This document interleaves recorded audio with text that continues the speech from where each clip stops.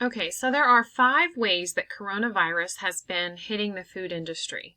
And you're probably aware of how this change has impacted you personally and your family.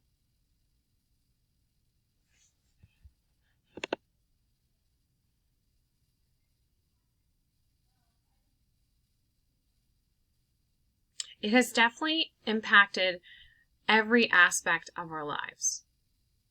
Food producers and restaurants are some of the industries being hit the hardest. There has been an oversupply of milk. 7 million gallons of milk is discarded every day due to a disrupted supply. Wasted crops because of closures and changing of the market demand has left farmers with excess, and it's going to waste. There's worker shortages. Social distancing measures have disrupted the usual international labor across the industry. New shopping habits and the demand for flour and organic foods is soaring.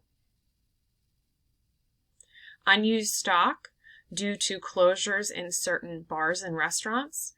The industry's current supply could go to waste.